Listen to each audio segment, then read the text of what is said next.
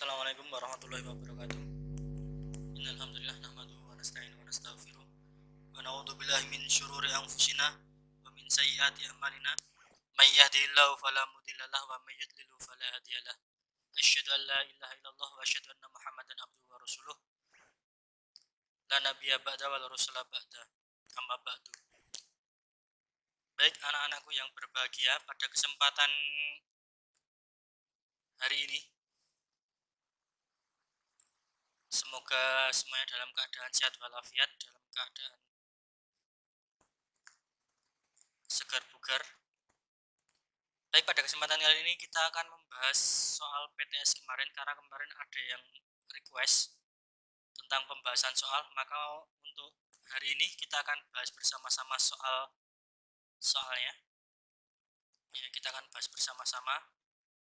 Baik, kita langsung saja menuju ke soalnya ya. Ini dia soalnya. Baik, ini adalah soalnya nomor 1. Ya. Hari kiamat merupakan istilah yang berasal dari bahasa Arab, yaitu yaumul. Jelas ya jawabannya A, kiamah. Ini sangat jelas sekali kalau ba'ats itu nama lain dari hari kiamat. Itu artinya hari kebangkitan. Kalau hakim itu adil ya. Kalau kiaman itu bahasa Arab juga artinya bangun. Ya, akhir ya, akhir. Tapi yang jelas hari kiamat itu berasal dari kiamah ya bahasa Arab. Baik, nomor 2 bisa dilihat. Perhatikan tanda-tanda kiamat berikut. Ada 1 sampai dengan 10 yang merupakan tanda-tanda kiamat kubro. Ya, kiamat kubro itu artinya besar. Jadi kiamat ada 2, kubro dan sugro. Ya, ini jawabannya adalah C ya. 1, 2, 3, dan 4. Jadi ini 1, 2, 3, dan 4 ini adalah tanda-tanda kiamat besar. Ya. Yang paling mendekati. Ya. Oke. Baik, yang ketiga, salah satu tanda kiamat sugro adalah banyaknya wanita yang berpakaian tetapi telanjang. Berikut yang bukan penafsiran dari An-Nawawi berkaitan dengan hal tersebut adalah, ini jawabannya sangat jelas sekali. Ini adalah jawaban jebakan sebenarnya. Ini ya jawabannya jelas E. Wanita yang berpakaian tetapi menutup semua auratnya. Ini jelas bukan, kalau menutup auratnya jelas bukan berpakaian tapi telanjang ya, karena semua auratnya tertutup. Jadi yang dimaksud dari An-Nawawi adalah 4 ini. Ini penjelasan tafsirnya. Yang bukan adalah yang E ini ya. Jadi jawabannya nomor 3 adalah E. Baik, lanjut nomor 4. Perhatikan ayat berikut. Fartakib yauma ta'tis sama'u bidukhonim mubin. Ayat tersebut menjelaskan tanda-tanda kiamat, yaitu jelas di sini ada kata-kata bid ini ya, bidukhon. Ya, bidukhon ini ya. Nah, ini dukhon itu adalah asap atau kabut yang sangat tebal. Ya, jadi nomor 4 jawabannya C. Baik, lanjut. Nomor 5, perhatikan sabda Rasulullah berikut. Inna baina yadai sama saatil ayaman yang zilu fihal jahlu wa yurfa'u fiha ilm. Salah satu tanda kiamat adalah munculnya kebodohan ke muka bumi dan diangkatnya ilmu. Ini dengan cara kuncinya ini ya, diturunkannya kebodohan, dan yurfa itu diangkat ilm ya. Itu dengan cara ini, meninggalnya para ulama. Ulama itu adalah pewaris para nabi, dan orang yang berilmu itu dinamakan sebagai ulama.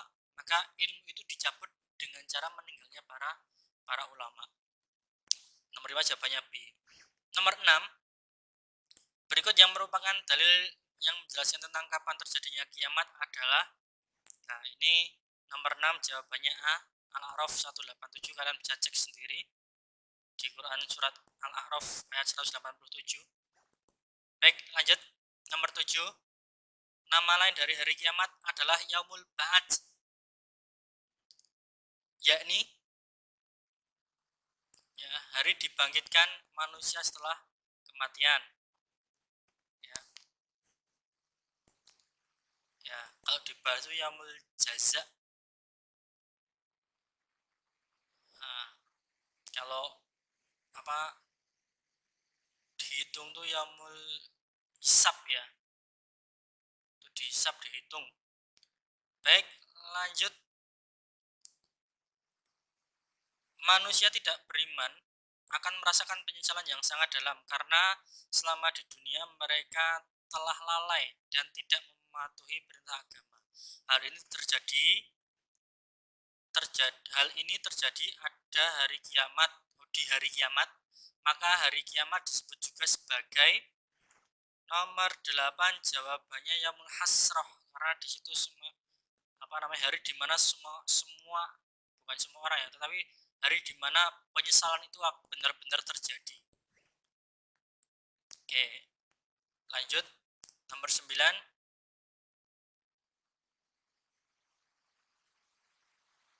Di antara yang bukan hikmah meneladani hari akhir adalah, oke, bisa dibaca sendiri.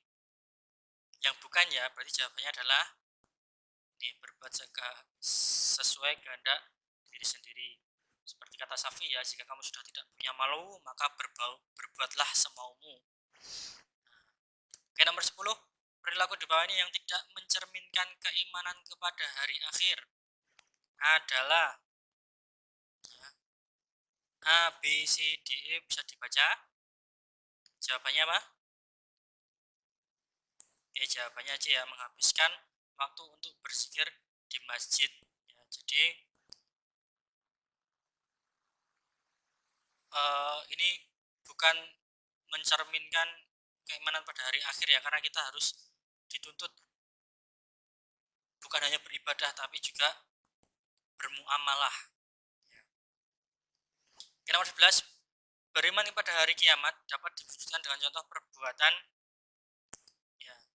Andi membagi tugas kelompok PAI secara adil. Nah, ini ya. Orang yang percaya hari kiamat maka dia akan berbuat adil intinya. Nah, kalau utama memberi uang kepada paman di jalan ini jelas salah ya, karena pemerintah juga melarang kita untuk memberi uang pada pengamen di jalan. Terus ada mengikuti sholat Jumat di masjid yang menyediakan makan siang. Nah, ini juga dia termotivasinya karena ada makan siangnya. Nah, dia memakai kaos ketika melaksanakan ibadah sholat. Nah, ini juga bukan karena orang yang dalam Islam diperintahkan untuk ketika beribadah itu harus memakai pakaian yang terbaik. Nah, terus kemudian ini jangan membantu orang tuanya supaya mendapat imbalan. Ini juga bukan membantu orang tuanya karena ada imbalannya. Oke, baik, lanjut. Nomor 12. Orang yang beriman pada hari akhir akan muncul rasa takut ketika berbuat sesuatu tanpa memiliki pendasaran yang benar dan rasional. Hal ini dikarenakan saat nanti menghadap Allah langsung, saat harus mempertanggungjawabkannya, tentu tidak akan bisa dilakukan jika sejak di dunia tidak pernah mempersiapkannya dengan baik, dan perilaku kita dasarnya hanyalah asal-asalan saja. Untuk itu, orang beriman pada hari akhir akan senantiasa melakukan sesuatu dengan penuh pertanggungjawaban. Hal ini sesuai dengan firman Allah. Ini jawabannya adalah Al-Anbiya ayat 49. Tapi bisa kalian cek sendiri ya. Nomor 13. Ketika melaksanakan ujian PTS, siswa SMA N11 Yogyakarta mengerjakan soal PAI PB dengan jujur karena takut mendapatkan balasan kelak. Hal ini merupakan bentuk iman pada hari kiamat ya. Karena kuncinya di sini, mendapatkan balasan kelak. Nah, kalau balasan kan berarti percaya dengan hari kiamat, dia akan dibalas di hari akhir gitu ya. Ini ya jawaban yang lebih tepat. Ya, beriman pada Allah ya jelas. Malaikat ya jelas, karena ada malaikat yang mengawasi, tapi yang paling tepat adalah hari kiamat. Oke, nomor 14. Orang akan lebih berhati-hati dalam berpikir dan bertindak. Manusia harus selalu mengikuti petunjuk agama dan menyadari bahwa kenikmatan hidup di dunia hanya sementara dan dibatasi oleh larangan-larangan agama. Hal ini merupakan Nah, nomor 14 adalah fungsi. Ya, ini banyak yang salah ya. Ya, memang apa namanya jawabannya hampir-hampir sama. Dan ini adalah fungsi. Fungsi beriman pada hari kiamat. Fungsinya supaya orang itu berhati-hati dan berpikir dalam berpikir dan bertindak. Itu fungsinya. Ya. Yang nomor 15, semua perbuatan kita di dunia pasti akan dibalas di akhirat kelak, sehingga menjadikan kita berhati-hati dalam bertindak. Hal ini mengajarkan kita kepada sikap. Nomor 15 jawabannya bisa dilihat. Ya, jawabannya adalah C, bertanggung jawab. Oke. Nomor 16, orang yang beriman pada hari akhir akan tentang hidupnya. Karena ya 16 jelas ya jawabannya adalah A. Karena orang yang beriman pada Allah dan hari akhir akan mendapatkan kenikmatan kekal di akhirat. Orang yang beriman pada hari akhir akan terhindar dari dosa, belum tentu ya, belum tentu. Orang yang beriman pada hari kiamat langsung masuk surga ini juga belum tentu mendapatkan kenikmatan di dunia. Ya, nomor ini juga bisa, tapi jawaban yang paling tepat adalah A. Iman pada Allah akan terhindar dari kiamat, ini tidak mungkin. Ya, kiamat itu pasti akan terjadi. Baik, nomor 17 kita lanjutkan. Di bawah ini yang merupakan tanda-tanda kiamat besar, kecuali ya di antara pilihan jawaban ini, jawaban yang paling tepat adalah diutusnya Nabi Muhammad. Ya, ini ya memang tanda kiamat karena Nabi Muhammad adalah penutup para anbiya, tapi ini bukan salah satu tanda kiamat yang besar. Oke, nomor 18, potongan berikut perhatikan. Inna fi khalqis samawati wal ardi wa ikhtilafil laili wan nahari la ayatil liulil albab. Kata fi memiliki hukum bacaan. Nah, ini fi ya. Fi. Nah, ini fi ya. Ya, fi itu adalah mat tobi'i. Mat tobi'i itu mat asli. Bacanya 2 harokat. Oke, nomor 19. Sama ayatnya. Arti kata bergaris bawah liulil albab itu nomor 19, jawabannya adalah ulil albab itu artinya orang-orang yang berakal. Oke. Nomor 20,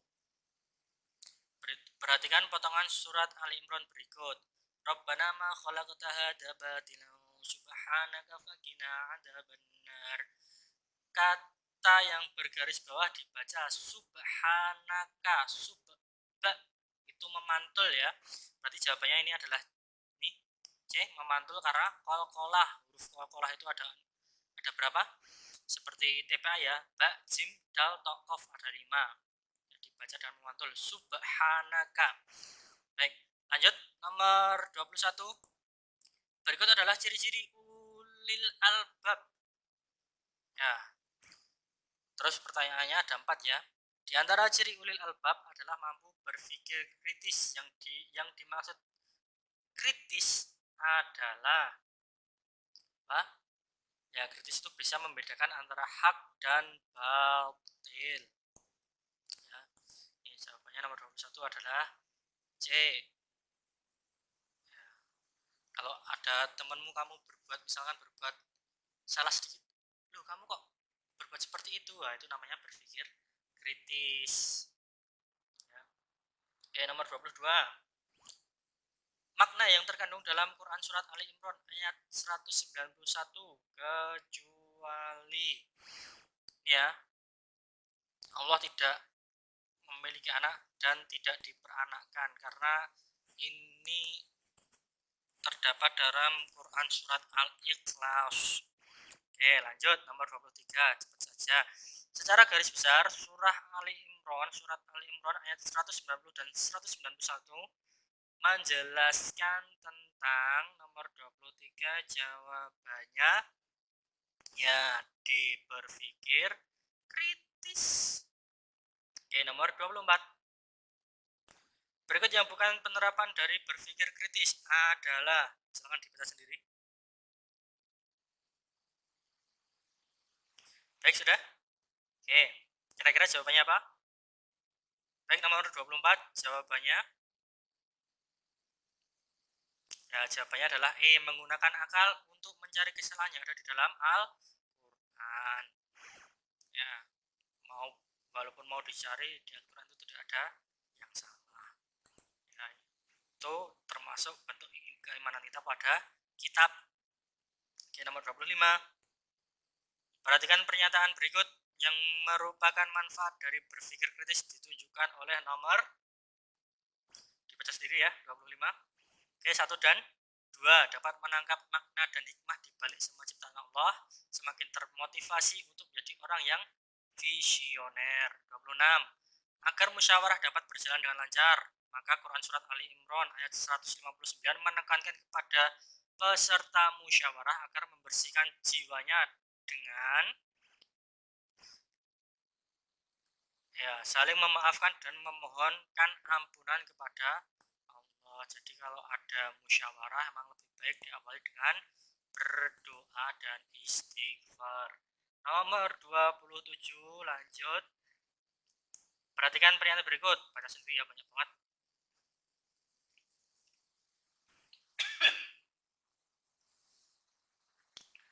Dari pernyataan di atas, yang termasuk manfaat bersikap demokratis sesuai dengan Quran Surat Ali Imran ayat 159 adalah,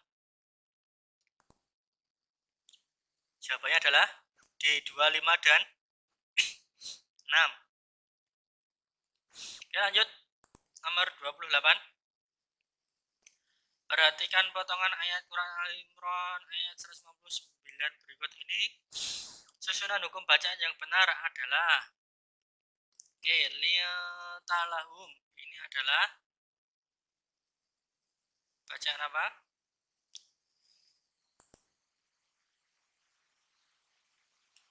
Ikfa ya. Ikfa. Ya. Terus annahum. Ini adalah anhum, sorry. Anhum ini adalah ijhar halki. Terus yang ketiga, lahum wa ijhar safawi. Kemudian inna itu adalah gunah, berarti jawabannya adalah E. Oke, baik, nomor 29. Kehidupan di desa-desa yang mencerminkan pelaksanaan demokratis dapat dilihat dengan adanya 29. Baik pengambilan keputusan berdasarkan musyawarah yang mufakat. Baik 30. Musyawarah merupakan cara Islam untuk ya menghilangkan sikap otoriter dan sewenang-wenang. Makanya musyawarah supaya tidak otoriter. Jadi memutuskan masalah itu ya dengan musyawarah itu, jadi tidak asal mematikan mic ya. Oke, nomor 31. Berbuat baik dengan ini salah soalnya. Berbuat baik dikenal dengan istilah, nah ini jelas jawabannya adalah ihsan ya.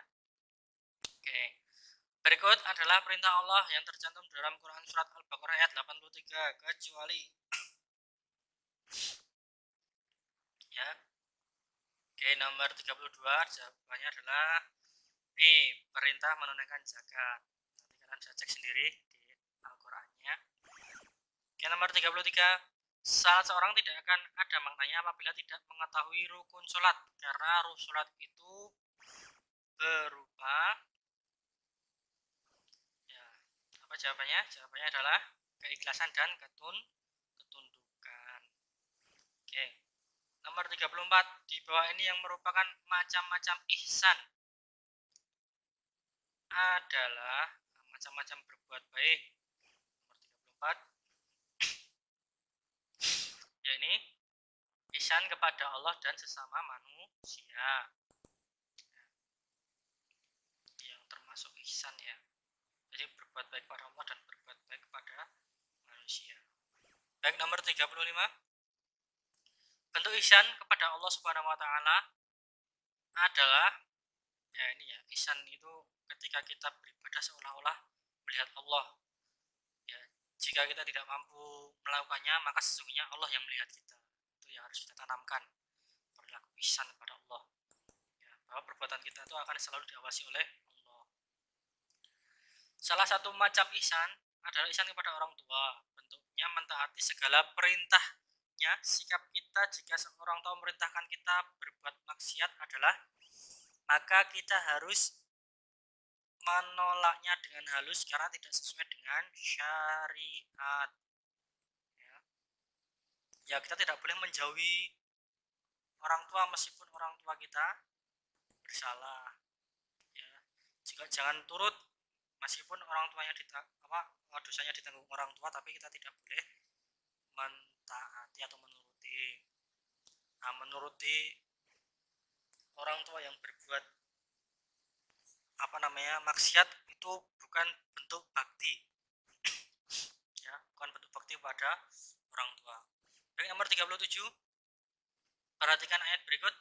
Wa id akhadna mitsaqa bani Israila la ta'buduna illallah. Lanjutan ayat tersebut adalah ini ya, wabil walidaini ihsana. Nah, ini baru wadil kurba wal yatama wal masakini wa kululin nasi husna, tapi lanjutannya ini adalah yang jawabannya A. Yang nomor 38, kata wal masakini memiliki hukum bacaan alif lam komariah. Komariah itu artinya bulan, kalau samsiah itu matahari. Nah, ini lamnya ini dibaca wal ya, itu alif lam komariah karena walnya itu dikebaca karena masih kelihatan. Kalau was sama itu ada alif lamnya setelah wa.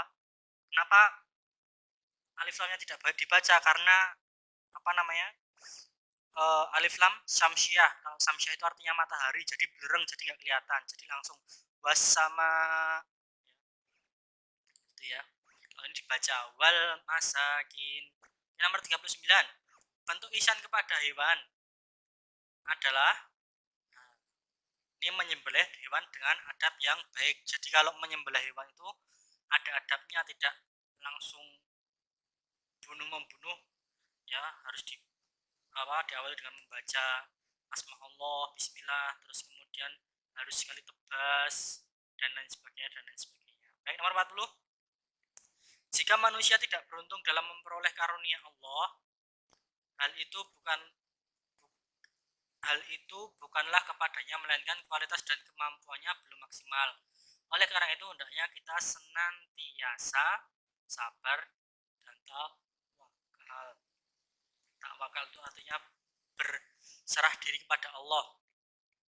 Jadi ada istilah ikhtiar sebelum tawakal. Jadi kita ikhtiar dulu. Ikhtiar itu berusaha dulu, baru bertawakal. Jadi kalau berusaha hasilnya ya hasilnya kita serahkan pada Allah dalam bentuk kita bertawakal. Nomor 41. Dalam surat Luqman ayat 14, Allah Subhanahu wa taala menginformasikan bahwa ibu menyapih anaknya sampai usia 2 tahun. Jadi bayi itu harus memang sul asi sampai dengan usia 2 tahun, baru pada usia 2 tahun disapih. Nomor 42. Berikut ini adalah cara-cara bersyukur kepada Allah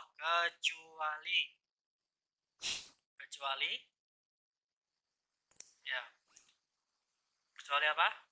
Ya, berpuasa sepanjang masa itu menyiksa diri sendiri ya. Nomor 43. Berikut yang termasuk sikap husnudzon kepada Allah kecuali. Husnudzon itu apa? Husnudzon itu adalah berprasangka baik. Kalau lawannya husnudzon itu adalah su'uzon, yaitu berprasangka buruk. Ya, jadi kecuali nih ya, dengan sengaja berbuat dosa karena Allah Maha Pengampun. Nah, ini bukan sikap husnudzon ya. Meskipun Allah itu Maha Pengampun, tapi kita bukan seenak jidat untuk berbuat dosa. Baik, eh, 43 soal yang saya buat kemarin diacak menjadi 40 soal ya, jadi memang ada yang dapat soal berbeda.